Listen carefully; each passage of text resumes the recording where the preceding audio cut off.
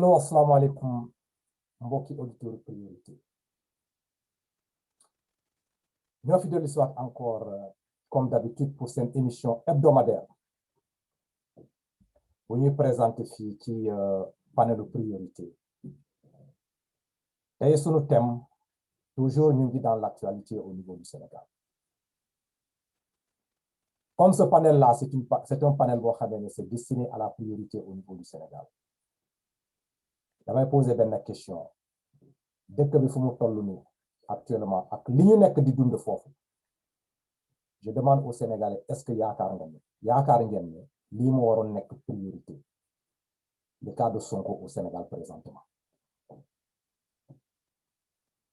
Aujourd'hui maa ngi dans le plateau avec un frère Jo Bass xam naa ne il n'est plus nouveau dans ce panel. On a fait une émission ensemble ici. Mon fidèle de soir encore pour nous analyser la situation de Sonko et ce qui se passe au niveau du pays. L'émission d'aujourd'hui, quand qui est libre, là. Vous n'êtes quand qui est libre. Mon débat façon vous n'êtes que mon fidèle. Dinañu waxtaan concernant les procédures là yoo xam ne am na dans cette levée d'immunité parlementaire.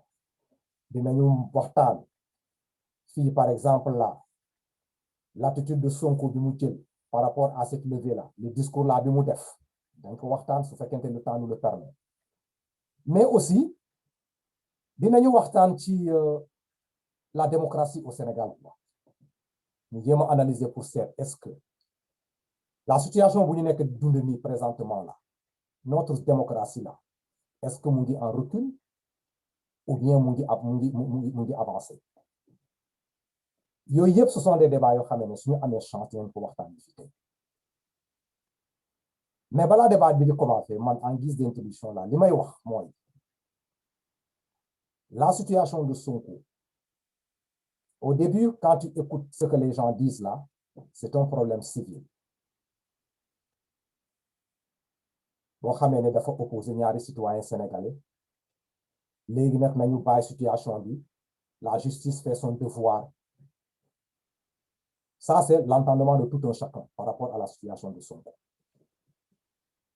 Affaire bi jël benn ampleur boo xamee ne le volet politique ñoo dugg ci biir. Maintenant, dans le volet politique là, ce qui se passe au niveau de la scène politique au Sénégal là, dafa mel ni am na ñaari camp yoo xam ne ñoom ñoo fi taxaw. Les gens qui se réclament du pouvoir, koo ci waxal am na nu muy jëlee la situation là xëcc ko dans son côté pour justifier ce qui est en train de se passer. Boo déggee dans le camp de l'opposition là ñoom toog nañu ñu xamee ne ce qui est en train de se passer au Sénégal comme ça là ça dépasse le problème de Sonko li ñu nekk di gis nii pour ñoom c'est une dictature rampante boo xamee ne mu ngi ñëw fii et que il est temps que les Sénégalais se lèvent là ñu jéem a seet naka lañu koy arrêter ñaari position yooyu bu taxaw la question que Camara pose là. Pourquoi, devant une situation boo xam ne dafa opposé ñaari Sénégalais ñu war a bàyyi comme ni ñu koy waxee justice bi def son travail tout un peuple là se lève là bëgg a impliqué wu ci biir ban jàngat lañ ciy jël pourquoi le peuple là mu nekk ci défensive bi te bañ a bàyyi la justice là mu mun a avancer pourquoi le peuple est dans cette attitude là loolu la ñu analyser fi tey. Aujourd'hui, maa ngi fi avec mon frère Jo Bass sur la ligne. Jo nuyu naa la. Waaw mon frère Bakary Camara maa ngi lay delloo nuyoo bi man la Jo Bass depuis Louisville, Kentucky fii États-Unis. D'accord. Donc invitation bi nga ma defal tey donc je sais que sa auditeur yi ci émission priorité bi xam nañ ne man duma fi gan. Waaw yàlla def man ak yow on a cheminé ensemble étant tout jeune. Au niveau de la formation au niveau de Thiès tu me connais je te connais donc defe naa man ak yow amul benn secret bu nekk si ñun ñaar xam nga sama nit nu mu mel sama personnalité nu mu mel man tamit xam naa sa nit nu mu mel sa personnalité nu mu mel léegi nag lu ñu boole tey mooy loo xam ne dafay xew suñu dëkk notre cher Sénégal ñu gis ne comme ni nga ko waxee rek ci sa introduction que ñaari sénégalais ñoo am tolof kii ne diw def na ma lii que ne ah est-ce que man maa ko def naa man defuma ko dem na ba nga xam ne affaire bi def tache d'huile di dem comme ni nga ko waxee mu am 2 camps ñu ànd ak li xale bu jigéen bi wax xaw ko gëm laa bëgg wax beneen camp yi ne loolu mënul nekk dem na ba finalement mu dugg ci biir terrain politique te soo ne terrain politique rek di nga ne état soo ne état rek dina am askan wi fii ak administration bon état mooy administration ak tout ce que ça englobe quoi mooy gouvernement administration ak lépp soo ne askan wi nag mooy ñi nga xam ne ñoom la ñuy gouverner mooy ñi nga xam ne ñu ngi ci kër yi ci mbedd mi malgré que ñenn ci ñoom bokk nañ ci état bi problème boobu nag nekk na loo xam ne du guléet nag en attendant ñu dugg ci débat yi ñu gën a faram-fàcce affaire bi quoi.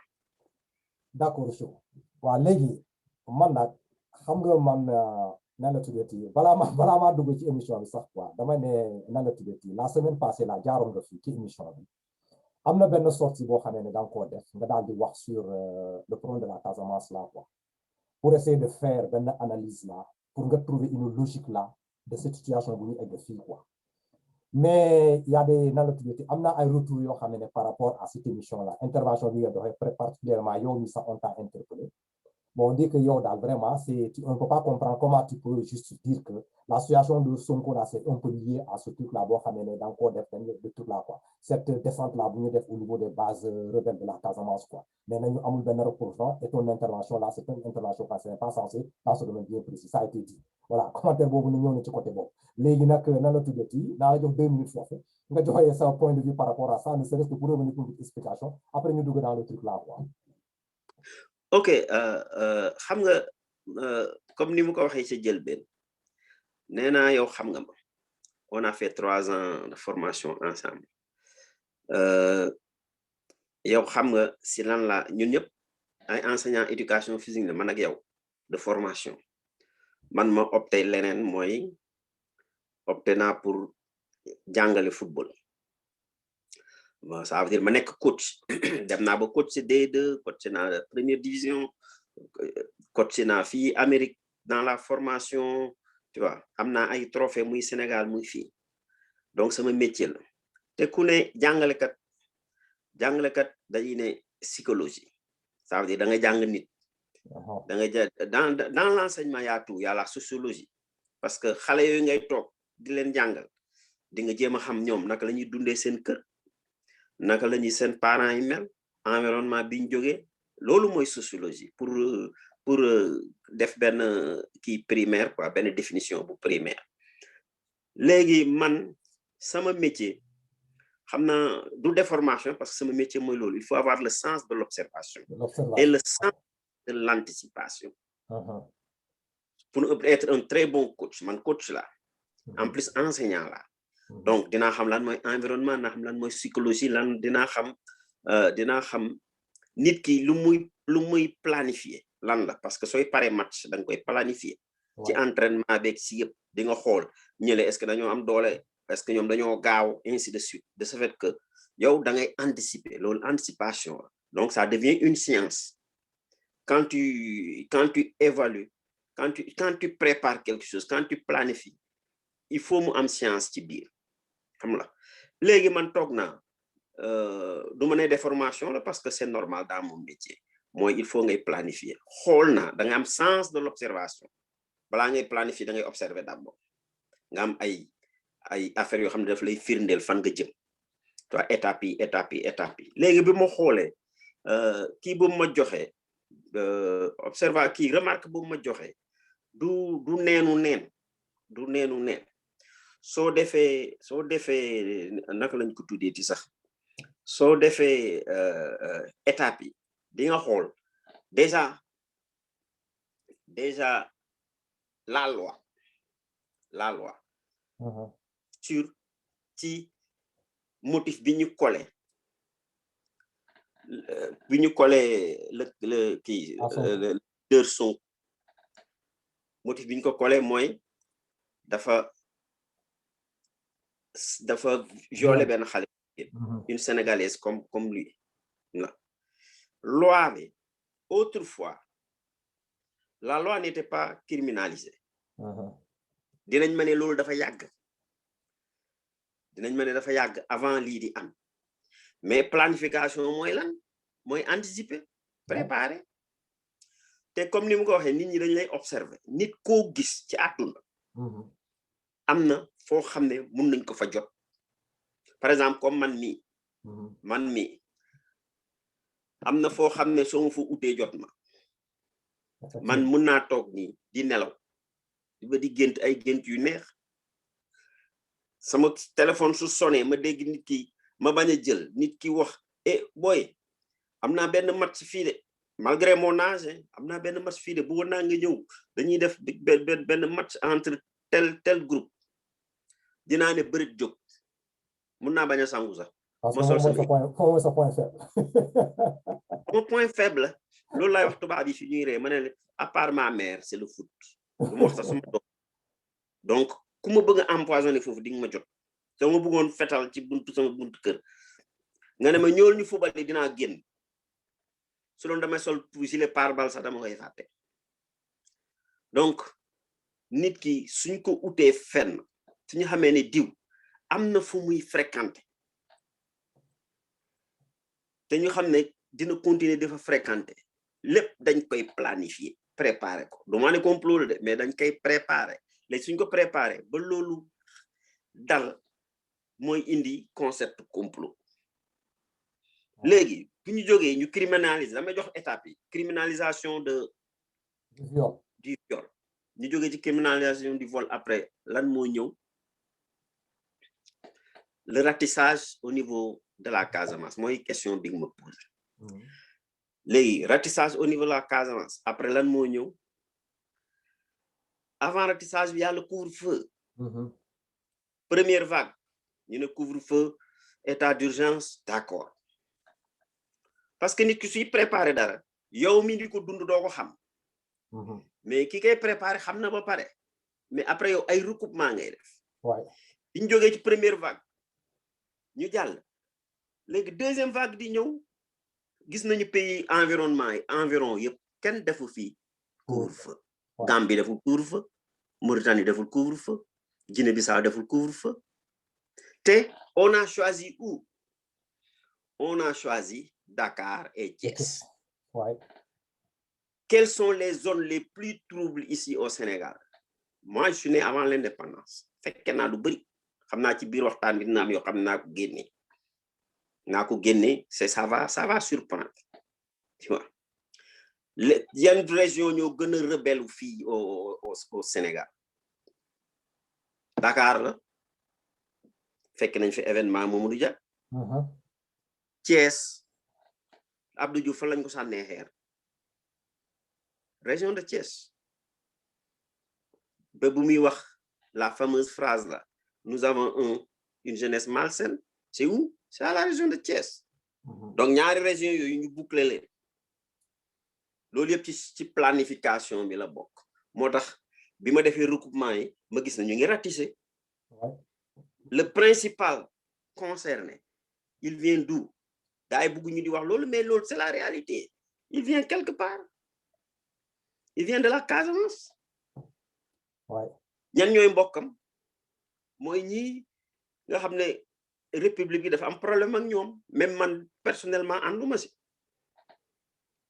séparer Sénégal ànduma si moom wax na ko ne àndu si mais nag l'État dafa xam fan la fragile fi mu fragile il faut mu jëm ko dëgëral pour mu fort foofu tu vois pour mu fort foofu moo tax loolu am léegi état bi mooy lan criminalisation yàlla def pandémie bi am couvre-feu après couvre-feu ratissage après sa deuxième vague ñëw ñu ne waat couvre-feu encore qui n'a pas sa raison d'être ku liéwul ak le problème bi am nii le problème social bi am ni nga xam ne ñaari individu la mais ça devient social ku liéwul day fekk dangaa bëggul xool foofu tu n'as rien compris c'est très gis nga man ñëw naa Dakar j'ai fait 7 mois à Dakar mus naa la ko wax. Voilà ma ne la man y a quelque chose qui m'étonne. Rond-point yi may romb yëpp damay gis police bi taxaw day am char day am charu seen char à eau yooyu am ay camion gendarme wala police.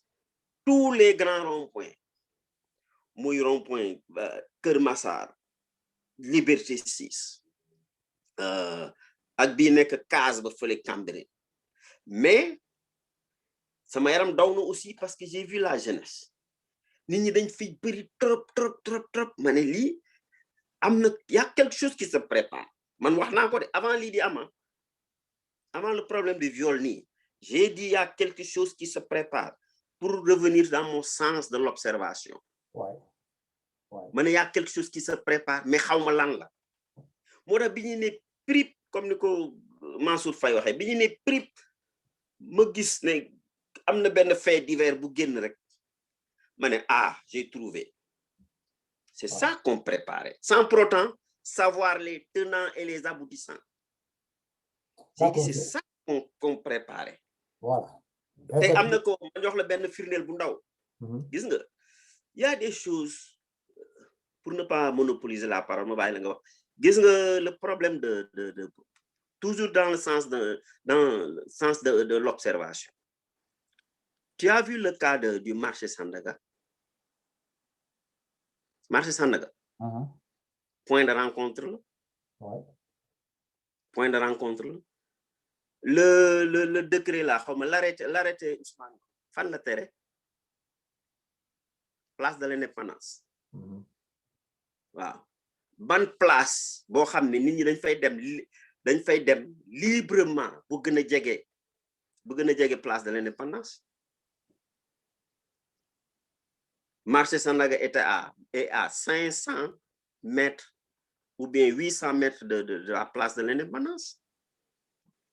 Ils ont accéléré le procédé, la procédure pour daaneel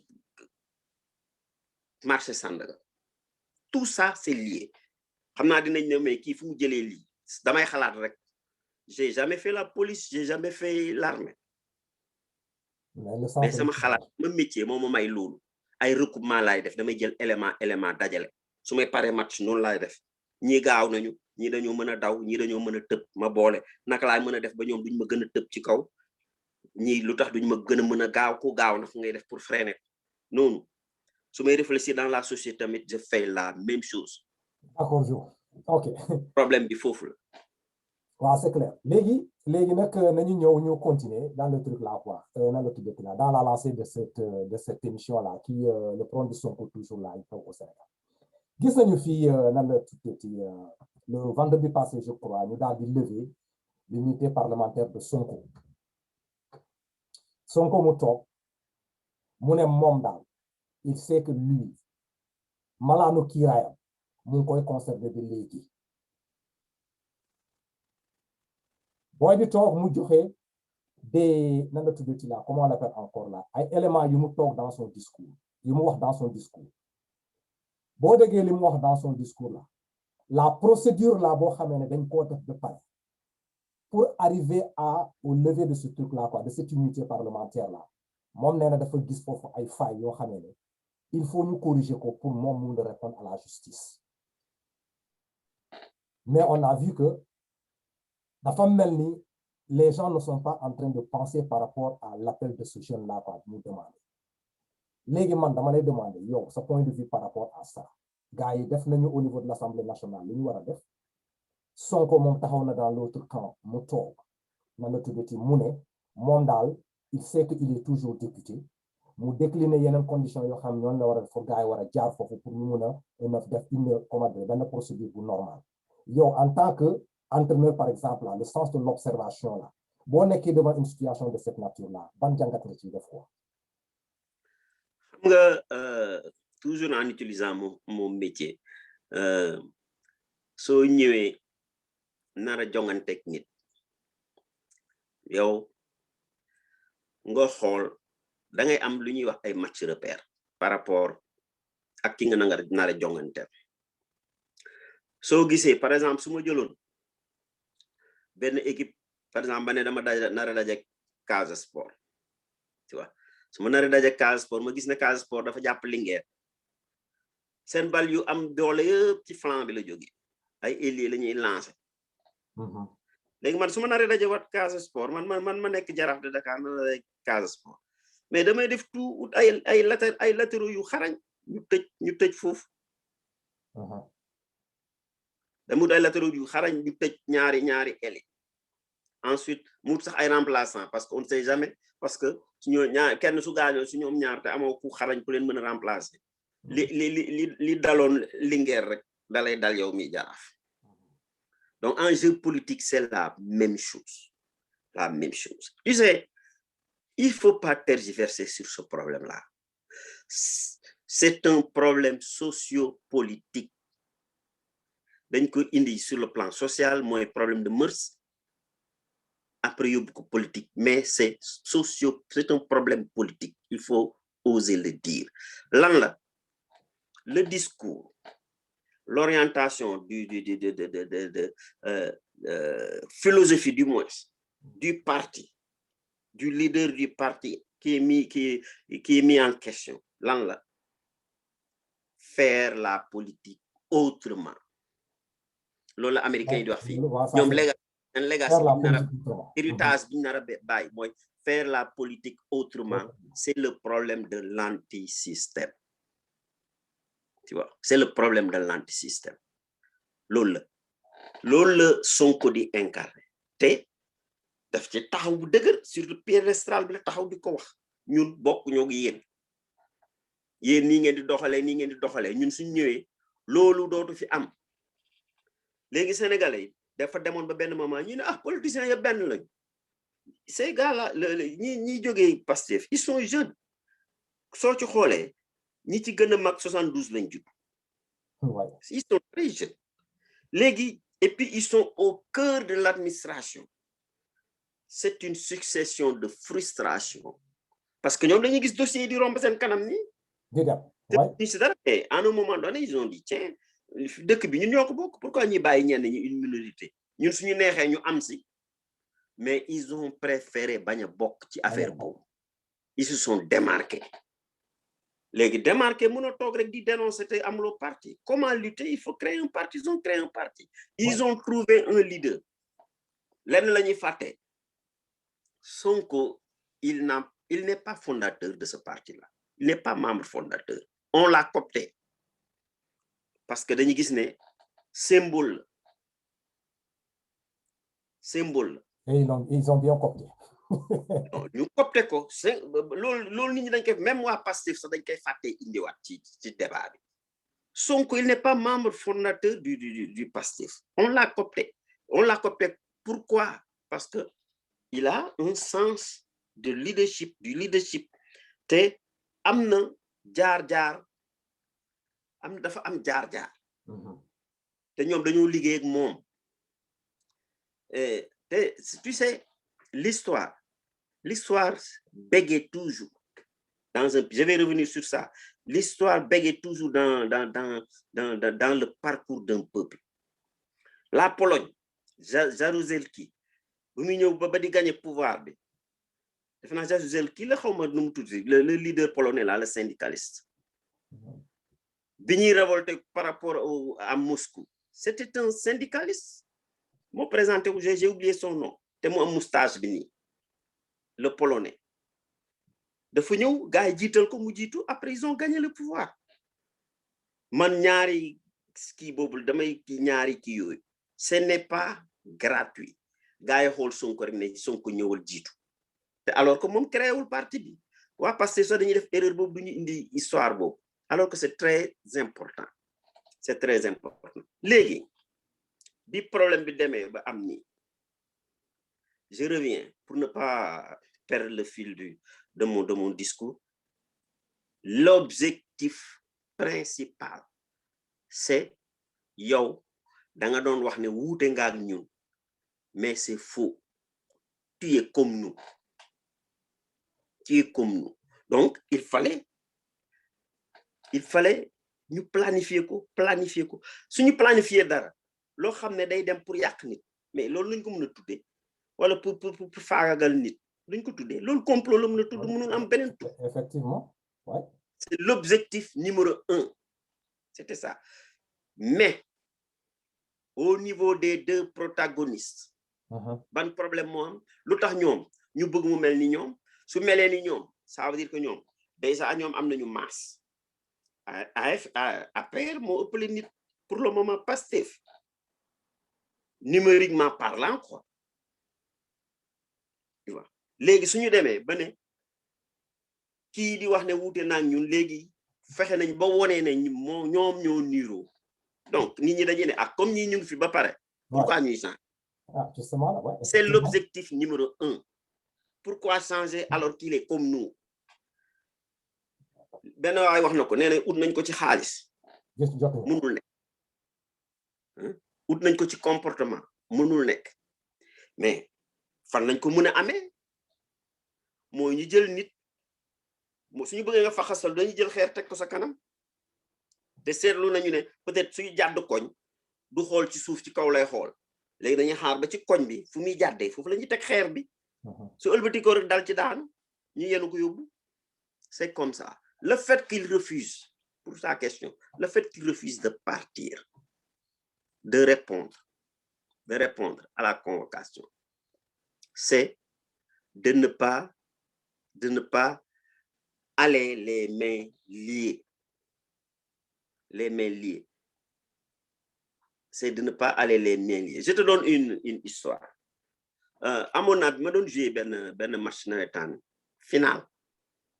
Xam nga suñu dëkk yi dañu am suñu croyance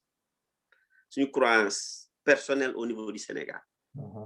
Suñu marabout dafa waxoon suñu dirigeant yi que ku jiitu stade Demba Diop loon ku fa jiitu mooy gagné match équipe. Le match était programmé à 16h30 xam nga ban heure lañ dem Demba Diop ñu 13h pile 11h lañu añ 13h ñu dugg ci biir. Waaw le sens de la récupération sax xam nga c'est scientifique fële lañ ko teg ñu dem gis nga dañu dugg si ce qui m'a frappé dañu dugg si le délégué beneen équipe bi ñu nar a dajeel mu ngoon ci terrain bi ñoom ñu ngi doon préparer terrain bi quoi parce que délégué zonal la woon dañu dugg si rek dafa ni bëri tëb rek daw ci téléphone am woo gaay ne leen ñi ñëw nañ ba pare. Ah, ce qui veut dire ils ont reçu aussi l'information. Ils avaient reçu le même truc. Tu vois. Bon, pour revenir à nos moutons, tu vous me permettez ça. En politique, c'est comme ça. Donc, planifier nous. Moi, nous sommes récuser le problème de la Casamance. C'est lié à ce truc. Criminalisation. Couvre-feu. Ratissage. Le viol. Encadrer tous les secteurs stratégiques sur le plan géostratégique de la ville de Dakar et de Thiès. C'était planifié. Ñi nek ci état bi d'accord ko bañ ko d'accord tamit lolu mo am. Kële nak sentir na comme ni nga ko waxé né dañ ko bëgg yobbu comme un truc en pâture. Mais il doit organiser sa défense. Liko yoon may. Ouais, mais justement, xam nga fofu la bëgg ñëwé quoi. Xam nga on a l'habitude au Sénégal là, à cause de notre niveau de compréhension par rapport à comment la justice fonctionne là, il y a beaucoup de bavures et que tout simplement le peuple a laissé passer parce que tout simplement c'est une éducation par rapport à la justice là. À Sonko, il y a d'autres qui vont te dire que moi au début là, vous faites que gendarmerie dit def sen enquête, vous ko yónnoon la convocation, il pouvait aller directement au niveau de la gendarmerie, mais il a préféré utiliser l'autre sens, député là, mais beaucoup de gens disent qu'il pouvait partir pour arrêter tous ces problèmes-là, il y a conflit. Au moins, première remarque. Deuxième remarque, dans le truc là, dans l'attitude de Sonko, de Fagnon, nous n'avons pas dindi nañu sa na la tuddee la sa malanu kii Iran dindi nañ ko Sonko taxaw mu ne moom il se considère toujours comme député Mais ces questions-là, boy, ce qu'on va faire, quand qui est novice là dans la chose là, tu te poses la question là, le gosse là, ban qui lan la nek di jaay ni quoi. Non la dit. Pourquoi muy jaay ni? Mais moi, je vais te dire une chose là. Rarement paraît qu'il analyse ici quoi. C'est-à-dire, vous n'êtes dans une situation là, un recul là, après tu t'informes. Au lieu de faire des jugements de valeur. La deuxième réaction de Sonko là, il est toujours député. Je me pose la question, bon, ils ont forcé, ils ont levé. Mais est-ce que les gens, il n'a qu'à partir? Mais quand il a dit non, ce n'est pas sorti, nous commençons à donner des raisons. C'est à ce moment que j'ai commencé à prêter attention à ce que Sonko est en train de dire. Néna, dans le truc, comment dire, l'imperfection là, quoi, au niveau de l'Assemblée, là, on l'a condamné d'abord. Après, nous d'abord, la procédure là, nous avons fait pour l'immunité là, le juge d'instruction là n'a pas fait son travail. Il n'a pas instruit. Dafa taxaw directement sur la loi sénégalaise là, bo xamé né gars dañ ko bëgg potopoté. Fof terrain bobu la leen di indi mu teg leen, mu leen delloo leen pour faire comprendre aux Sénégalais que au Sénégal il doit y avoir une loi. Te loi bobu na ku ci nek war na ko respecter judicieusement pour ñu dem. Boy bi ki process bobu la teg. Muy rawatina lolu mu taxaw mu dal mu utiliser le pouvoir que la Constitution lui donne là pour en récusation, pour récuser certains juges là, nous sommes dans des cabinets là, que beaucoup les rencontrer. Mais le gosse là, il est trop fort. Jusqu'à présent là, il est dans ses droits. Il n'est pas parti contre le gouvernement là pour faire des problèmes. Nous avons fait expliquer. Mais moi, Daflen Dello qui yon, pour expliquer une fois que l'Inga Donwa, faire la politique autrement. Le gosse est en train de travailler dans le système sénégalais là, pour leur montrer que les choses doivent se passer comme ça. Et il demande que l'enquête là soit encore au point de départ au niveau de la gendarmerie, nous allons avancer. La question qui se pose là, devant ces situations là, où le gosse est resté sur ces logiques là, bo xamné yuxul deful dara daf len né delo len fi ngeen defal ma li mais man ñi ngeen bëgg ñu juger bëggu ñu juger ma c'est mon droit ñeneen la soxla kan mo mëna génné lolu sur ce que le gosse est en train de faire. Gis nga yàlla def na man ak yow yëpp ñu ngi fii États-Unis xam la yow yaa ngi Washington man maa ngi Louisville. Bon, je ne maîtrise pas trop les lois américaines mais am na yoo xam ne dañ koy dund. Bon, benn problème rek xam naa am na aux États-Unis. États-Unis fédération la xam nga. États-Unis fédération la parce que union la xam la. Au niveau de la loi État yi dañu am une certaine autonomie. Tu comprends? Li valable Washington mun na bañ a valable fii Louisville. Mais xam naa dara ci Louisville fii l'état de Kentucky. Louisville biir Kentucky la nekk. Biir Kentucky aucun policier laa la wax de. Amul droit nga dox ci mbedd mi man Joe Bass ma dox ci mbedd mu laaj ma sama carte d'identité. Policier bu la ko def te fekku la ngay sàcc mbëkkuloo dara defoo dara lu suspect ngay dox nii ci mbedd mi rek amul droit laaj sa carte d'identité su la laajee sa carte d'identité soo xamee numéro matricule nga porté ko plainte. C'est ça la loi. Mun na ñëw ne la jox ma sa carte d'identité mais da ngay ne maa bañ su la neexee dafa la war a wax ne fekk naa la ngay sàcc wala nga taxaw ci ATM bi di korkoral machine à sous bi ngay korkoral mu gis ne da nga suspect wala nga ñëw mbëkk benn poto lampe mu ñu sëgg sa oto da lay ne la jox ma sa carte d'identité mais tant que defoo ko ngay dox ci mbedd mi rek tranquille tafawloo nit saagawloo nit su la laajee sa carte d'identité nga porté ko plainte. Wow, par rapport à ça maintenant là, il y a exactement ce qui se passe au niveau de la police là. Comment ils sont en train de gérer la situation de Sonko là, présentement là. Est-ce que c'est pas une forme de dictature? C'est que c'était une façon de le prendre au piège. Sonko jour biñ ko njëkkee indiloon kii bi convocation bi xam nga su demoon xam nga lu ñu koy wax appel à l'insurrection lañ koy wax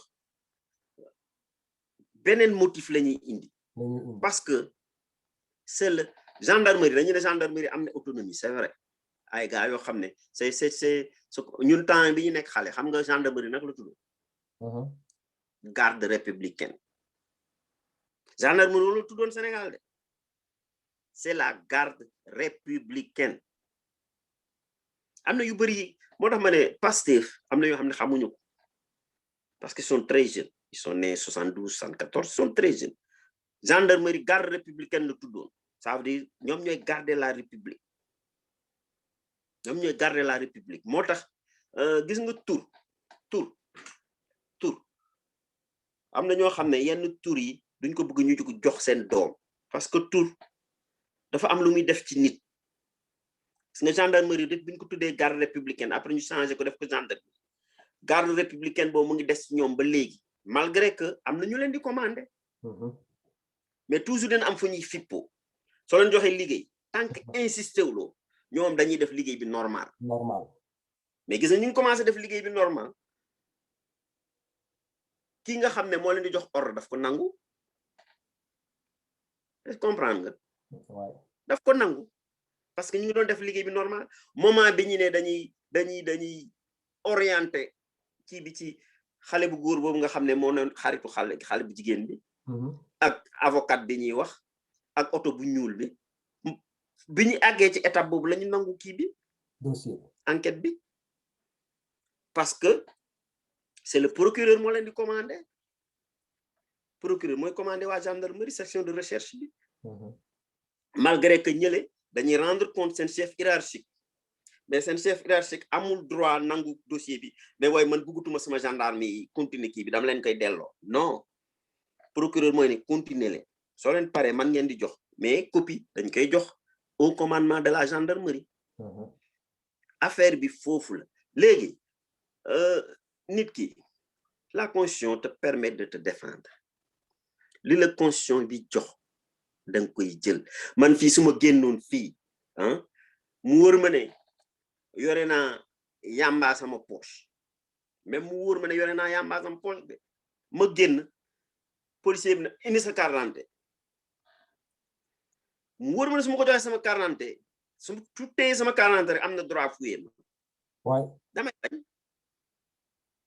dama koy ne jox ma motif lu tax nga ne da ngay xool sama carte d'identité su ma ko waxee loolu rek dina ma bàyyi ma dem fekk yoroon naa yamba sama poche léegi su ma demee mun naa génne yamba bi teg ko fële su dellu suwaatee xaaraat ma ci bopp koñ bi su ma ñëwee mu ne ma waaye da nga yore yamba sa poche fekk man génne naa yamba bi lu mu mënulu ma tus motif amul léegi pour le problème là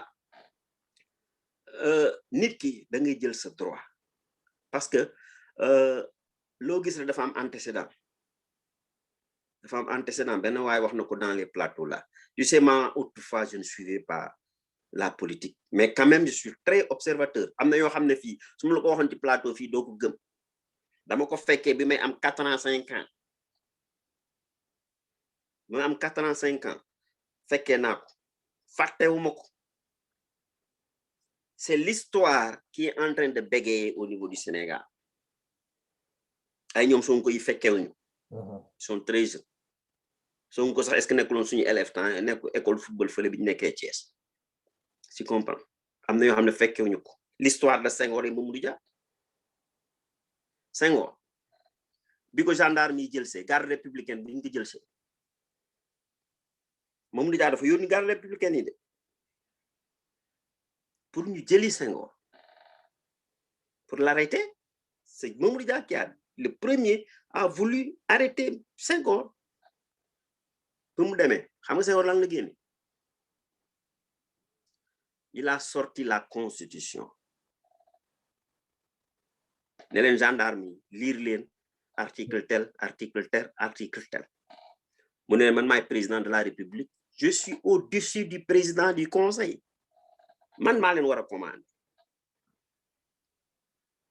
gendarme yëngal seen bopp ne c'est vrai ñu dem seen yoon après nag ci la xam nu muy def dem jëli Mamadou Dia c'est ça même phénomène boobu moo amaat léegi nii yónnee nañu ay gendarme kii xam ne moom am na droit constitution bi lii lañ ci bind te am na ay juristes yu ko wër mu ne leen ñëwuma kan moo koy forcer yóbbu te alors que kayit bi waxul loolu moi je sais que les gendarmes là la garde républicaine là duñ ko forcer parce que am na nu ñu leen bindee maa ngi doon wax ci affaire tur gis nga sa doom yow soo amoon doom nii nga tuddee ko Lat Joor nga xool esprit guerrier lay am te yow nekkul sa deret de mais tur bi rek mooy tax mu yore esprit guerrier dafa am influence ñee garde républicaine la malgré changé nañ ko def ko gendarmerie ils sont républicains malgré que ñëlee ñoo leen jiitu le ministre de la justice là day wax kële le procureur de la république na gendarme yi def lii wala ñu def lii mais soo ko leen di jox liggéey bi dañ koy def autrefois les policiers c'était des civils xaw ma ndax léegi changé nañ la police c'était un corps paramilitaire c'était pas un corps militaire xaw ma nag léegi moo tax police sont beaucoup plus manipulables entre guillemets que la gendarmerie c'est des militaires nit ñi nañuy xool différence boobu aussi d'accord bavure yi fi am yëpp c'est la police qui fait ça léegi nag nañu dugg dans ci l'autre côté là quoi loo xam débat boo xam day ñëw taxaw gars yi di ne le Sénégal c'est une dictature rampante bu nekk fii la société civile ñoom nee nañu le front de Sonko il faut ñoom ñu taxaw former un bloc là parce que li raam nii dañoo xamee ne le régime en place là dafa bëgg a transformer en dictateur lan nga xalaat ci loolu tu sais événement su am si dëkk lu ndaw moo koy indi te problème yi am yëpp ñëpp xam nañ lu tax problème bi am on a un président de la République je le respecte parce que dañu ne suffrage yi ñoo ko élire je respecte ça malgré xam nañ nu mu demee tu vois léegi ñoom am nañ fu ñu jàpp te ñu xam ne tu sais gis nga Sénégal nu muy doxee nii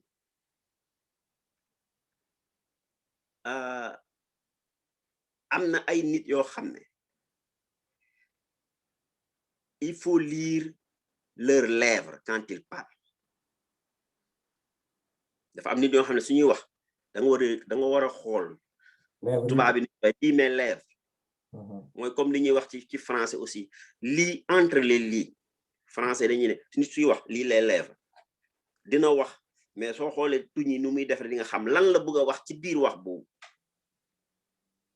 tu vois lan la bëgg a wax ci biir wax boobu man Laye Wade le président que je respecte beaucoup moom moo tax ma njëkk voté dans ma vie parce qu'il avait une vision, il avait une certaine ténacité dans la façon de s'opposer. Laye Wade suy wax il faut faire très attention ci li muy wax Laye Wade suy acte suy def action il faut faire très attention ci action bi muy def élection yi bi mu ñëwee je vais faire de la digression parce que il faut ñu wax lépp élection yi bi mu ñëwee Laye Wade fan la dem il est parti en Guinée non avant ñuy def premier tour il est parti en Guinée il est revenu il s'est tué noppi na qu'est-ce qui s'est passé Macky Sall a gagné au premier tour pose-toi la question Laye Wade il représente combien de pourcentage Laye Wade c'est une fauve politique bañ bëgg su taxawoon léegi ci mbedd mi li nga gisoon U4 3 fois plus 5 fois plus ngay gis bi façon que demee Laye Wade su génnoon léegi mu ñëw noppi soo xoolee pourcentage yi différents candidats yi am 5 candidats yi soo ko boolee ñi nekk opposition nga génnee Laye Wade il représente minimum 15% de l'électorat sénégalais suñ ko boole nag yeneen 4 opposants yi deuxième tour lañ jëm su ñu amee deuxième tour Macky day jàll nga def du jàll parce que suñu dajalee ñi dañ koy daaneel comme lu mu daaneeloon Laye Wade il a préféré s'abstenir ne bu kenn voté donc 15% yi minimum denc na 10% léegi kële jàll premier tour Bongo il disait le président Omar Bongo du Gabon il disait que français sax dañ koy wax qui ne dit rien consent. Ensuite il disait personnellement le président Bongo, vous parlez de non alignés. Les non alignés n'ont qu'à s'aligner. So bañulee rek nangu. Ça veut dire que le président Wade était pour la réélection du président Macky Sall. Waa PDS dañ koy bañ loolu dafa am man maa ko wax. Ok, léegi prolongement du comme la ñuy wax le deal de Conakry. Il y a un prolongement du deal de Conakry. Wow. Je sais que les deux protagonistes là duñu nangu dugg ci loolu parce que ki nekk seen diggante c'est une bête politique. Je comprends. Wow, d'accord. Léegi may ma rek ma àggali. Je comprends la position des gars de Pastef. Qui abstenir moo tane mu contre Laye Wade nga am abstention moo gën mu contre la yow prolongement du pacte de Conakry mais dëkk bi on est sur une poudrière actuellement où est le président Wade anamu xam nga ne dem na France ñibbi na France. Pourquoi? Alors que c'est lui le premier père de la nation. Macky n'est rien au Sénégal. Pourquoi muy dem France?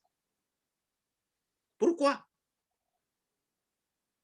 Il faut se poser ces questions. Am na affaire yoo xam ne nit ñi ils n'ont pas le sens. Man dama ne je suis pas un devin mais am na yoo xam ne dama ko fekkee te j'ai un sens aigu de l'observation. Pourquoi il est parti en France alors que suñu dëkk mu ngi nar a tàkk? Laye Wade su wooyee Macky non du mu wax ma Macky su wooyee Sonko ne ko boy ne ko je m'excuse du terme ne ko monsieur jëlal say bagages gars yi suñu wooyee nga dem wuyu dina dem wuyu mais su ñëwee def excusez-moi d'utiliser cet exemple-là parce que je suis chrétien def comme Ponce Pilate ne man sama yoon nekk si qui ne dit rien consent xam na lii ñëw consent sur la position de qui? Sur la position de Sonko? Consent sur ce qui va advenir. xam na ne Sonko su demulee dañ koy jël si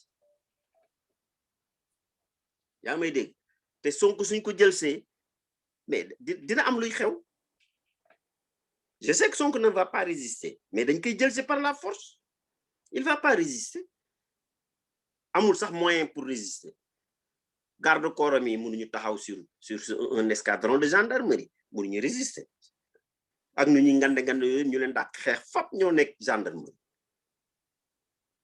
amuñu arme boo xam ne mun na kër gu ndaw la yore këram ça ne fait même pas 300 mètres carrés ils viennent le déloger mais sénégalais am na lu ñuy bañ nga toroxal nit bukkuñu ko et je sais que l'État est très conscient de ça suñ ko toroxalee mooy ñëw jël si ko dañ ko toroxal réaction dina am notre père Laye Wade ne veut pas buggul fekkee loolu mu dem moi je déplore ça politiciens ñemewuñu ko wax mais man dinaa ko wax. D'accord. Léegi nag concernant la dictature là quoi que les Sénégalais sont en train de parler là que c'est une dictature boo xam ne moom moo nekk gis au Sénégal lan mooy sa point de vue par rapport à ça. Tu sais nit ki man j'ai la chance juddoo naa Dakar mais xam naa ni ñuy béy ceeb man mus naa béy ceeb balaa ngay béy ceeb lan ngay def da ngay ñëw fekk tool bi am ñax bu bon bi da nga koy dindi tu vas débroussailler ensuite tu vas da ngay gàbb cultiver après tu vas sarcler après nga jàmbat ceeb bi génn meññ nga góob dictature bi mooy débroussailler toutes les mauvaises herbes dañ leen di génne parce que sinon ñoom duñu mën a atteindre seen objectif mooy lan mais toutes les mauvaises herbes entre guillemets quoi yoo xam dañ leen guillemets laa bëgg a wax su ma nee tool rek tool su amee ñax bu bon bi dañ koy dindi pour nga mën a am ceeb bu baax bi mooy lan rester au niveau de l'État. L'APR veut rester Benno Bokk Yaakaar dañu bëgg a des gouverner. waaw léegi gouvernement bi mooy tool bi. waaw léegi opposants yi ñoom ñooy mauvaise herbe yi entre guillemets comme tu dis léegi nag il faut arracher ça après ñoom ñu béy def seen ceeb après ceeb bi su génnee ñoom ñu toog di galayaabe di lekk di naan. mais Jo, ça n'a jamais été comme ça au Sénégal. Il y a toujours des opposants yu fi nekkoon. Mais la façon dont on veut enlever ces mauvaises herbes-là, est-ce que c'est comment chez toi au niveau du Sénégal? Gis nga justice dañuy ne justice, tu vois, constitution, ainsi de suite. Mais justice, kan moo ko yore? C'est l'État moo yore justice. L'État, c'est qui? C'est presque le gouvernement. L'État, c'est des institutions. Mais institutions et kan moo fa nekk, c'est le gouvernement qui est dans les institutions. D'accord. Ok. Mais le fait que ñuy jël soo xoolee mooy entre guillemets mauvaise herbe yi ma wax nii pour ñu mën a béy seen ceeb. Activistes yëpp lañ arrêté. Mais est-ce que loolu ça résout le problème? Est-ce que ça résout le problème? Arrêter activistes yi, arrêter leader d'opinion yi, certains jeunes là yoo xam ne peut-être à partir de l'appartenance là ñu lay demander ay carte d'identité foo jógee nan nga sant affaire yooyu. Est-ce que loolu c'est une formule? Loolu intimidation la. Intimidation léegi nag voilà intimidation la léegi nag man continuons ma dem ci beneen question bi yow lan nga xalaat au niveau de la démocratie au niveau du Sénégal fu ñu toll. Mais loolu c'est un recul. C'est un recul. Un recul. Ok. Vraiment aberrant. Moi j'ai vraiment mal. J'ai vraiment mal si je vois quelqu'un. Je prends son exemple comme Marius Sagna. Su doon Marius Sagna sax day ñëw kaas woy lu tax ngeen jalgati élection ainsi de suite. Non, Marius Sagna laa gis ay sujet yoo xam ne dañ koy fàtte. Ay employés yoo xam ne par exemple waa IPRES am na yoo xam ne sax xawma leen ay yenn compagnie ndaw ñu toog ay 12 mois 14 mois duñu fayeeku ay père de famille. Imagine toi yow nga toog fii 3 semaines yow fii États-Unis fay ñu la sa salaire. Mais tu vas perdre ton logement. Ay nit di toog ay 16 mois 24 mois duñ jot seen salaire. Moom Guy Marius Sagna su wàccee liggéey au lieu mu toog ndeysaan pour toppatoo doomam bu jigéen bi ak jabaram mais day dem fële di paas di dem ba ay Rosso ay fen fu kenn xamul dem di jàppale ñooñu ñu koy jàpp di ko tëj su boo nekk député day nekk député mais c'est pas ça son problème mooy askan wi nga xam ne moom ci la bokk ku nekk am lu ko yeloon nga am sa droit mais dañ koy jël di ko tëj loolu mooy dictature. Su doon sax koo xam ne day bëgg ñëw jël sa pouvoir yow nangu ko peut-être ça dinañ mën a ne way adversaire la mais koo xam ne il est là pour la société. La société, quoi. dañ koy jël ku tëj. Effectivement, il est là pour la société. Ouais. yeneen booy tamit ay ñoom Karim ay le syndicaliste là tu vois société civile avec les femmes ndeysaan Mohamed bi ma gisee femmes yi biñ leen di arrêté ñu xëcc ci ñenn ñi jàpp leen par quatre di leen dugal ci biir oto ñeneen ñi jóg ñëw renforcer dugg ci biir camionnette bi da leen yóbbu leen ñun ñëpp sama yaram dafa daw. Moi je ne sais pas, est-ce que je me pose la question Bakary, est-ce que ñun est-ce qu'on a une différence entre ceux qui nous dirigent, est-ce que ay nit yu différent lañu ba ay femmes dig ma ne oui à la pandémie warul ñu regrouper wu n'importe quoi bi ñuy kii les gens oublient vite bi ñuy inaugurer les autoponts là il y avait une centaine de personnes là-bas bi Macky di dem benn dëkk mooy ci toolu gerte yooyu dem di def xawma lan campagne xawma lan économique xawma lan il y avait plus de 100 personnes, il y a plus de 15 voitures yu rangalo alors que c'était interdit regroupement. Famille, ils avaient un objectif dañu bëgg dem seet seen leader, il ne faisait que une vingtaine. ñu jàpp leen yóbbu leen police ñu ngi fa ba léegi. C'est ça la dictature. Ouais. te man xam naa sénégalais wax naa ko léegi benn femme léegi nii ma ne ko mu wax ma defal ma lii ma ne ko non yow wax naa la ci ki ngay dem soo ko waxee yow jigéen ah ñun sénégalais dañu am yërmande ci jigéen sénégalais ak lu muy sikk yëpp su dee teral jigéen rek le type sénégalais c'est le meilleur mais ma gis ñu jël ay jigéen di leen jàpp kii jàpp ñaari tànk yi kii jàpp ñaari loxo yi ñu tingóob leen yóbbu leen dugal leen ci biir oto bi ñu jël ci ñaar ñett ñeneen ñi jéngu ne dañuy dugg ci oto bi ñoom ñëpp. Je dis il faut faire attention. Ouais. Effectivement, sur cette question-là, ma ñëw ma la joxe sama point de vue un petit peu de ça quoi. C'est-à-dire le Sénégal là fu ñu nekk nii war nañoo xalaat ci suñu démocratie. Gis nga aujourd'hui dama tombé ci benn vidéo là bu ñu ma yónnee. Le problème de Sonko là, ce n'est plus un problème là, c'est au Sénégal seulement, quoi. C'est-à-dire de faire dépasser les frontières, quoi. Même les frontières internationales là, même le monde africain là, les médias africains là, c'est beaucoup. Nous n'avons que de discuter du sujet d'aujourd'hui du Sénégal là, le cas Sonko. Et aujourd'hui, les modes de glou, ce sont des gens qui ont eu une déception par rapport à la dictature là, au niveau du Sénégal. Parce que tous ces pays là, nous n'avons pas de plateau. Ils avaient dit que le Sénégal était la référence même pour la démocratie dans la sous-région. Am na exemple bu ñu ne c'était un pays boo xamee ne boo ñëwoon foofu ci ay jamono tu ne trouves pas cette force armée là, la police là, comme ni nga ko waxee dans tous les coins là. Xam nga yoo xamoo ko bi ko gisee nga tiit ñooñu ces étrangers là ñoo xam ne des Africains d'autres pays là ñoom dañu ne boo ñëwoon au Sénégal là booy dox sax tu avais cette fierté là pour savoir que tu es dans un pays boo xam ne vraiment fi moom daal y a aucun souci quoi. Mais aujourd'hui, ils se sont rendus compte là, avec le régime de Macky Sall là. Ce qui est en train de se passer là, ils ne peuvent pas s'imaginer. Il y a des termes qu'ils ne peuvent pas utiliser.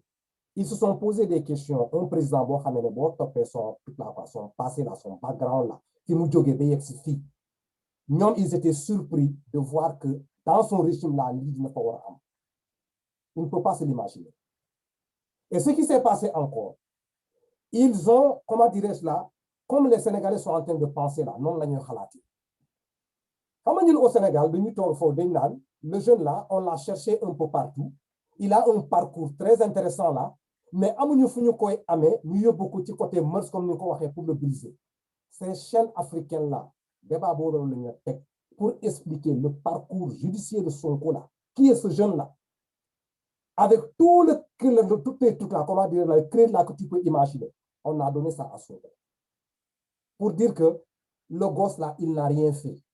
C'est parce que tout simplement, eux, ils admettent que c'est un complot.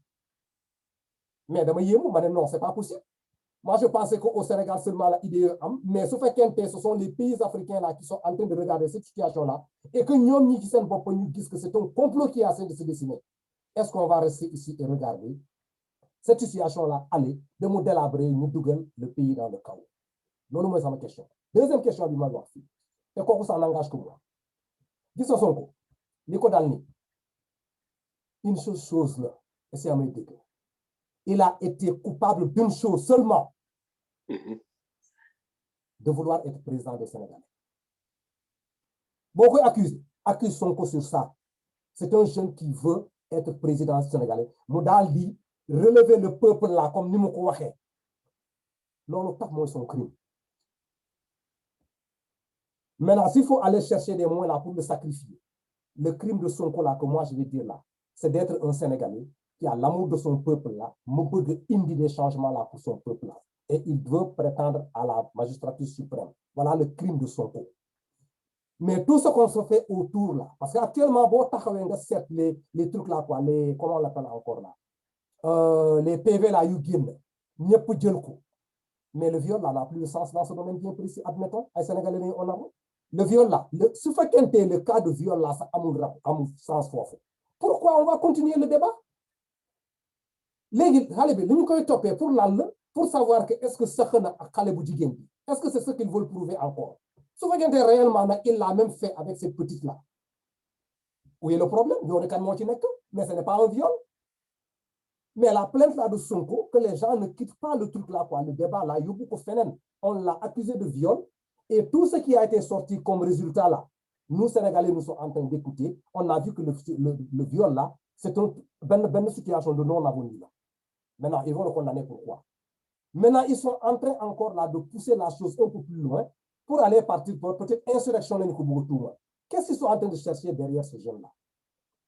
Mais une fois de plus, là, nous remarqué, ce gosse-là, quel que soit Alpha, si je suis franc envers moi, là, je lui donne un crédit. Quand un crédit, il faut la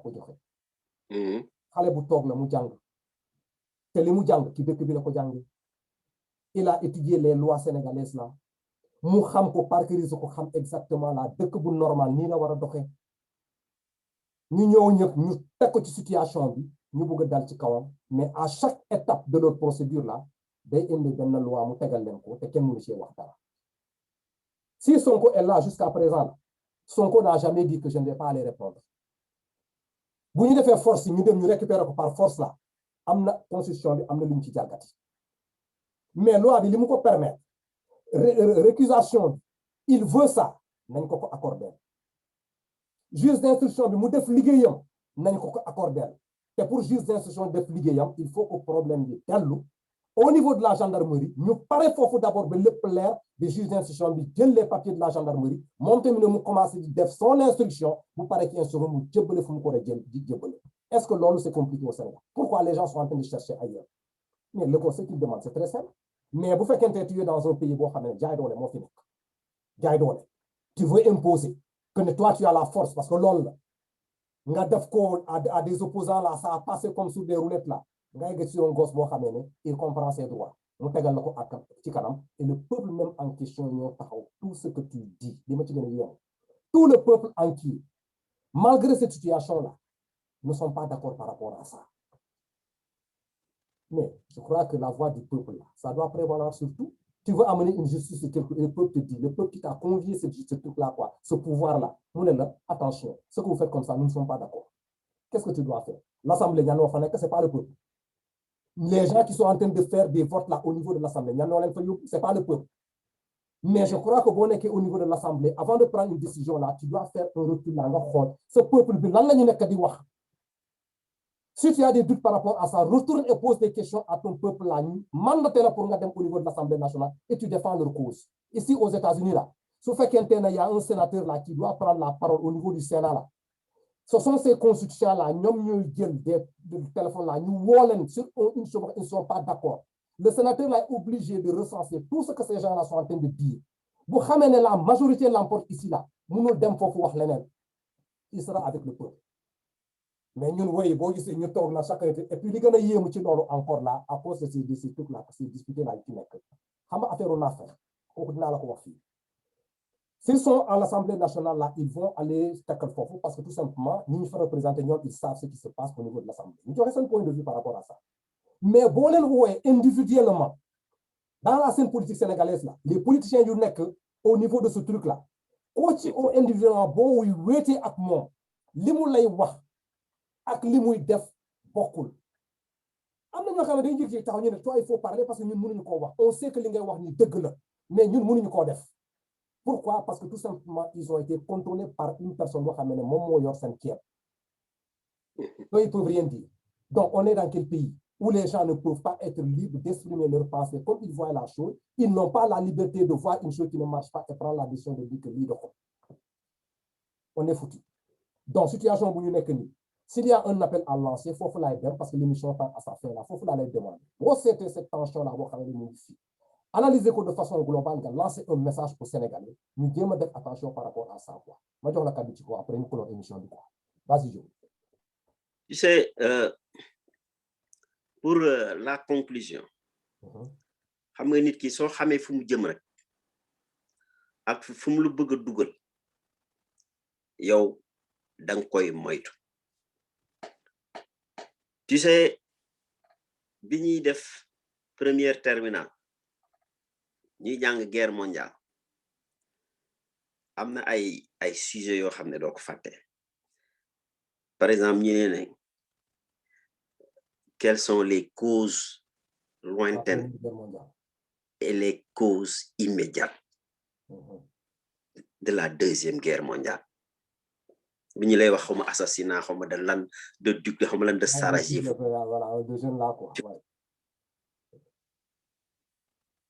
Yooyu mooy ñëwaat. Tu sais, l'histoire se répète toujours.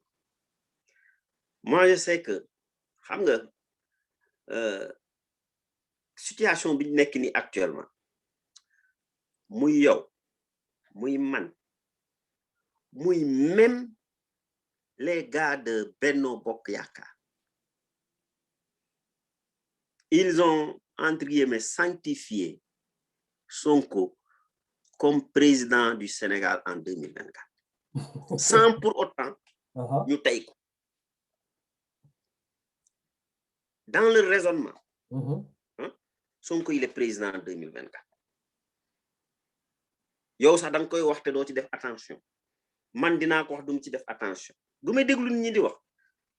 Et puis tu n'as pas remarqué les gens ne disent plus Sonko. Président Sonko la ñuy wax alors que suñu wax Macky dañuy wax Macky. C'est comme si Macky appartient déjà au passé. C'est très important. Ça démontre la position du peuple sénégalais par rapport à ce problème-là. Ça devient un truc phénoménal. Man su ma doon jox Sonko un surnom, ben surnom, El Phénoméno laa koy tuddee comme le grand Ronaldo. El Phénoméno, c'est un phénomène actuellement. Les gens l'ont introduit président de ak buñ 2024 sans ñu tay ko de tayuñu ko pour dire que coow li yëpp jaru ko sooy dem làmb ñaari nit combat suy am ñaari nit ñoo jël avance non waaw ndax nga bëgg que la jël avance yow nga jël avance mooy lan am nga parti man am naa parti inscrire nga man inscrire na mooy avance bi pourquoi nga bëgg nga jël avance man ma jël avance nga bëgg man du ma bëre pourquoi problème bi loolu kese la.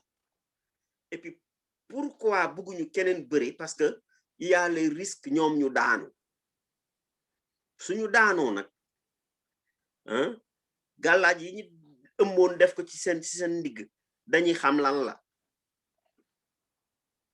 mooy tous les scandales yi tegeloo ci dëkk bi scandale yooyu ñi ko def ak ñi ci participer ñooñu ñoo bëggul am problème.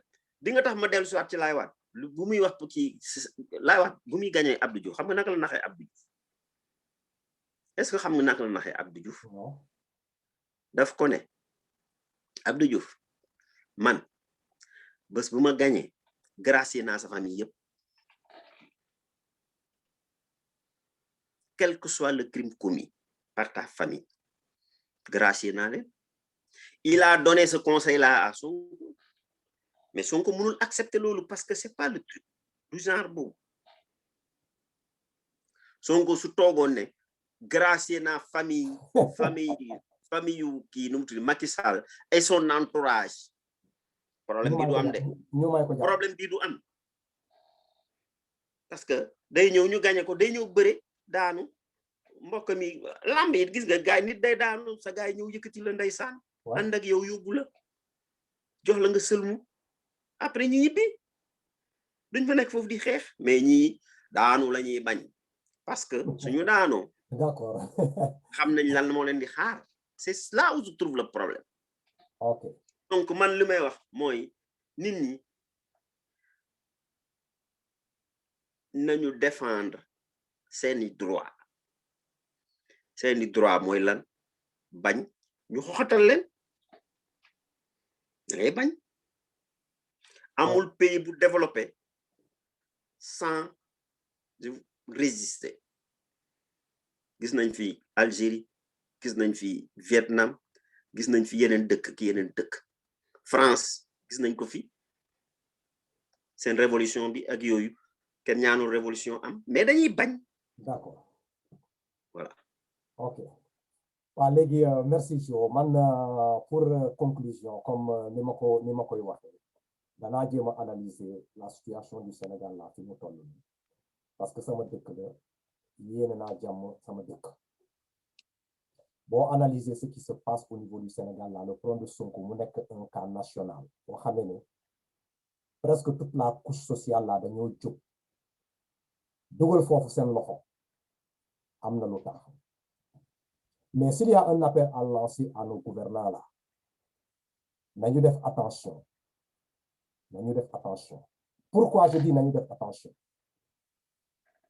moom mooy boo xoolee le cri du peuple là les conditions de vie là fu peuple bi toog avec les événements qui se passent chaque fois boo jógee au Sénégal là dans le domaine du foncier dans le domaine des gens yoo xam ne am nañu ay kër ñu dindi leen foofu nga jël le problème de la jeunesse là yoo xam ne le seul moyen bu ñu amoon pour essayer de daw cette misère là bu ñu nekk ñu vivre au Sénégal là c'est prendre les bateaux et partir les côtes là sont bien surveillées maintenant ces jeunes là ne sortent pas ils sont au Sénégal nga jël toute cette frustration là boo xam ne Sénégalais ñu ngi toog ñu jël espoir bi parce qu'ils disent que c'est pas loin on a un jeune ici comme nous qui nous représente ñu teg seen espoir ci kooku cet espoir là bu ñu teg foofu le monsieur là boo xam dañ ko teg espoir nañu xamee ne le monsieur là c'est un modérateur c'est un apaiseur de tension parce que ñoom la ñu gis comme espoir ñu teg ko foofu maintenant su fekkente les gens là dañoo bëgg a toog là pour jéem a dindi seen espoir boobu ñu teg c'est ce qui explique la réaction des Sénégalais là parce que pour ñoom ce n'est plus le problème de Sonko seen espoir le dernier souffle là bi ñu soxla woon moom la ñu gis ñu bëgg ko éteindre moom mooy tax les Sénégalais se lèvent soyons francs ñu admettre donc si le peuple se lève là ñu nekk dans cette tension là et que mu jaral na ñu sacrifier seen bopp pour loolu nañu def attention ce n'est plus un problème de Sonko c'est un problème de Sénégalais avec leur problème bi ñuy vivre quotidiennement au pays là ñun mel ni ñu ngi toog sur une bombe là kon na gars yi nañu jéem a seet exactement naka la ñuy diffuser cette situation là ñu jaarale le process là ci yoon boo xam ne le comment dirais-je là le condamné là même là sax là il l'a demandé nañu jaar foofu topp les lois et les institutions là comme ni ñu ko waxee ñu indi ñu une réponse par rapport à cette situation là ñu mun a jàmm mun a am ñu mun a avancer appel boobu laay lancé au Sénégal kon nag gars yi une fois de plus merci pour l'écoute là ma leen di demander encore une fois de plus ngeen abonné wu ci chaîne bi boo leen ubbee YouTube bi ngeen abonné wu après ngeen bës ci cloche de notification bi pour donner comment dirais-je là on va dire cette appréciation par rapport à la chaîne là, et que s'il y a des vidéos qui viennent là, YouTube mën nañ ko yónnee directement sans autant man ma yónnee leen ko kon nag gars yi une fois de plus jërëjëf monsieur Bass, merci d'avoir pris ton temps là pour venir au moins comment dirais-je la joxe sa contribution par rapport à cette émission là quoi maa ngi lay gërëm maa ngi lay sant quoi merci beaucoup. jërëjëf ba beneen yoon monsieur Camara. D'accord jërëjëf merci.